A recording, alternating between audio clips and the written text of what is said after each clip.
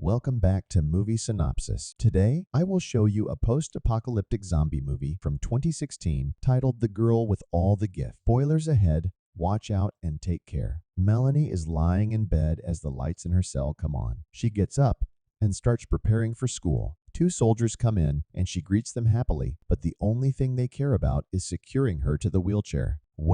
Getting her in a line with other children like her. Melanie and the others are placed in a classroom, positioned by numbers. Melanie asks the teacher, Miss Justino, to tell them a story and proposes she reads them a myth so that it could count as history. The teacher complies reluctantly and reads them the myth of Pandora's box. After class, Melanie is taken back to her cell, where the two edgy soldiers refuse to greet her goodnight. Later, she's given dinner. The serving is a plate full of worms. She falls asleep as she eats. The next day, Melanie gets a visit from Dr. Caldwell. The girl has solved the riddle the doctor had given her, so she gives her a new one, explaining that it's a logic problem. She asks her to solve the problem of Schrodinger's cat. When Melanie can't answer, the doctor writes something down concerning her behavior and reads it back to her, calling her a subject. Lastly, the doctor asks Melanie for a number, and she replies with 13. Later, the soldiers pick her up and the other children for school again. As Melanie is being wheeled past the numbered cells, she sees that number 13 hasn't been opened. When she gets to the classroom,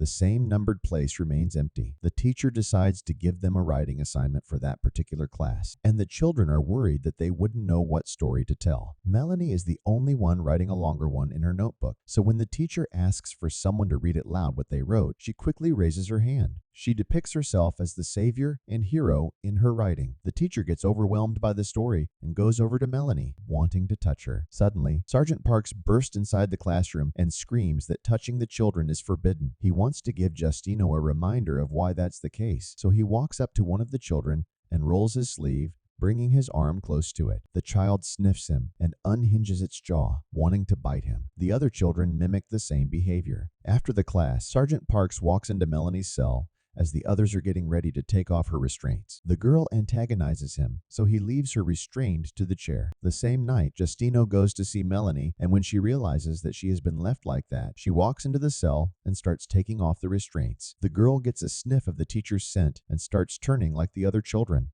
Before Melanie turns completely, she tells the teacher to get out. Later that night, Dr. Caldwell comes to visit her again. They chat and she asks the girl for another number. Melanie answers with the number 4, which is the same number as her own cell. The following morning, Sergeant Parks comes in to get Melanie. He gets her out of the cell and inside of an elevator. He wheels her out of the facility as gunshots are heard all around. Soldiers are seen running and shooting toward the fence of the military complex. Melanie is confused by the sight as Parks wheels her to another part of the complex and takes her in a laboratory where Dr. Caldwell is waiting. She asks the girl about Schrodinger's cat, but when she doesn't get the response she wants, she explains that the cat in the box is both alive and dead, just like Melanie. A second doctor injects a sedative in her arm, instantly knocking her out. They move her to a slab and restrain her, but she quickly wakes up. Justino runs inside to stop the doctor from cutting up Melanie. After a few other promising words, she convinces the teacher to put her weapon down and immediately pepper sprays her, incapacitating her, so the soldiers can arrest her. She explains to her that she isn't just cutting Melanie up, but is using her as a source for a vaccine. Justino is taken away and alarms start blaring. Caldwell tells the other doctor to drop the shutters, but as she does that, a zombie breaks through the glass, biting her relentlessly. Caldwell kills the zombies, cutting her own hand in the process. The other doctor starts turning completely, but she escapes the lab just in time. Melanie is left alone in the lab with the zombie, though it doesn't touch her. The girl grabs a scalpel and frees herself from the restraint. Melanie walks outside to find complete chaos in the complex. Zombies running around attacking soldiers as they try to shoot them down. Suddenly, she sees Justino getting beat up by the soldiers. Enraged, she runs toward them, attacks and bites them, eventually killing them both before passing out. Justino wakes to find Melanie beside her, picks her up, and gets her inside a military vehicle. The zombies completely take over the complex as the vehicle is seen leaving, followed by a herd. Sometime later, it stops in the middle of nowhere as Parks and Kieran realize that Melanie is in the back of the vehicle with them. Justino lets the girl out as Caldwell screams that doing that is not her decision to make. Melanie runs just a little way off from the vehicle and stops, clearly seeing the outside for the first time. The others stay by the vehicle, trying to radio Dweather Outpost to no avail, as the doctor tells them to retrieve her test subject.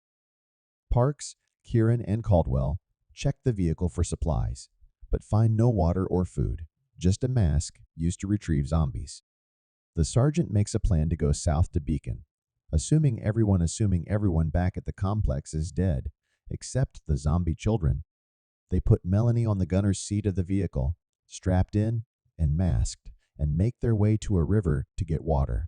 When they arrive there, a few zombies find them, prompting a shootout with the soldiers. One of the soldiers gets bitten in the fight, so Parks waits a moment to see if he'll turn, and when the process starts, he shoots him. Closing the doors of the vehicle, he realizes that Justino has brought Melanie in with them, which makes him terribly nervous. The girl asked about the zombies, and Caldwell explains that they were people infected with a fungus transmitted through biting. When Parks goes to start the vehicle, he realizes that it's busted and that they would have to go on foot through London, a quicker but more dangerous route. Parks and Kieran survey the perimeter which they would have to cross. It's filled with zombies. They inform the others that there is no alternative but to pass through the zombies and find shelter and supplies once they're inside the city. The group walks between a mass of sleeping zombies, careful not to wake them. Suddenly, Parks stops when they reach a dead end. A zombie mother pushes a baby cart toward them, and Caldwell goes up to her, making her stop. She sees the baby move in the cart and checks it, only to find a rat inside. She yelps, waking the zombie mother first and then the others.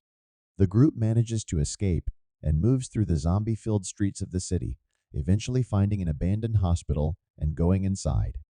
Parks finds an opening to another floor, and they all climb up, where they will be much safer.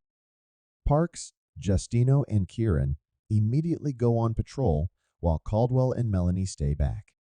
As they're left alone, the girl asks where she came from.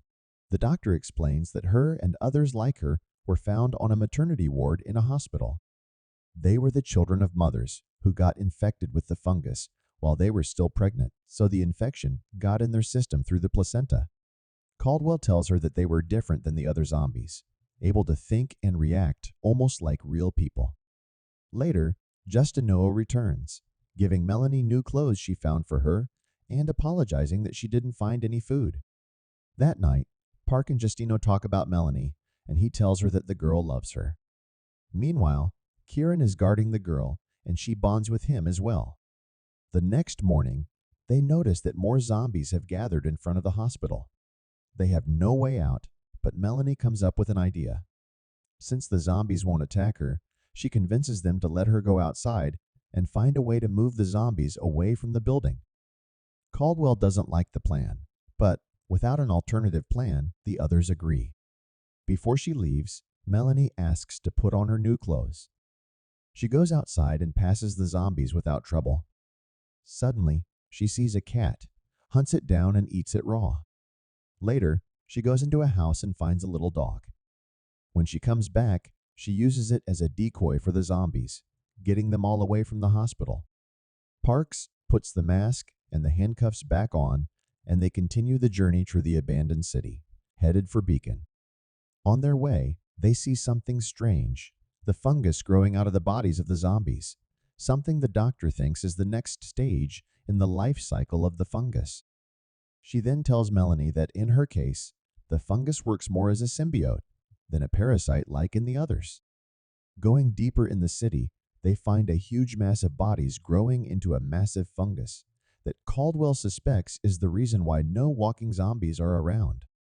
When enough of them come together, they transform into the mature stage of the fungus that can pollinate larger areas, if not the entire world.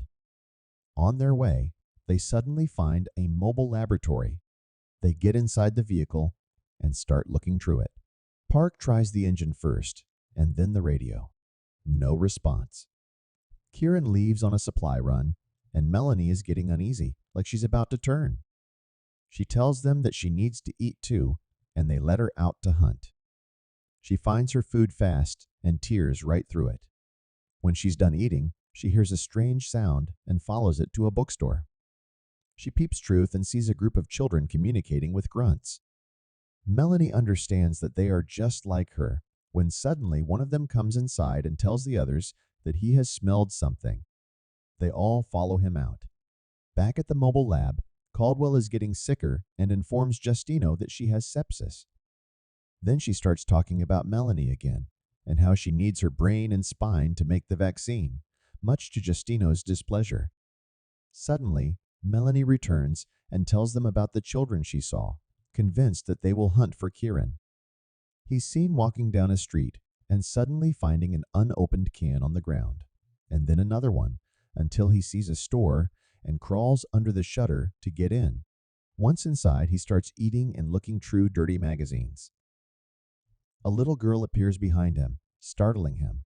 She lures him between the rafters of the store, and momentarily more children appear. When their leader joins them, they all attack Kieran together. Meanwhile, Melanie is leading Parks and Justino to him. She can smell him like the other kids did. They finally arrive at the store, go inside, and find Kieran half-eaten. Melanie realizes that the children didn't just set a trap for him, but for them as well. They go outside and see that she was right. The group of kids is waiting for them. Melanie challenges the leader and fights with him. When she kills him, to prove to the others that she is the strongest, she's able to protect Parks and Justino and lead them back to safety. They arrive at the lab to see that the door is open. When they walk inside, Caldwell sedates them with some kind of gas. She pulls Melanie toward the slab to perform her procedure, but stops because she's in terrible pain from her hand. She turns around for a moment to fix it, but when she turns back around, Melanie is already conscious and alert. They talk, and she tries to convince the girl to give herself up so that she can save everyone with her vaccine. Melanie almost agrees, but asks one last question. She wants to know if the doctor thinks she's alive or just mimicking human behavior. Caldwell answers with the former. Then the girl says, "Why should we die to save you?" Melanie runs out, leaving the doctor in the lab, but she follows her. Lagging behind Melanie, with no gun or protection, Caldwell is immediately surrounded by the zombie children. Meanwhile, the girl goes to the huge fungus they found before. She sets it on fire with the intention to activate the spores. Unfortunately, Parks had followed her too, and he gets infected. Melanie didn't plan for that to happen. As he starts turning, he asks her to shoot him before he becomes one of them. Later, Justino wakes up in the lab, protected from the spores, realizing what has happened with Melanie waiting for her outside the lab. In the final moments of the film, Justino is woken up by Melanie. Some time has clearly passed.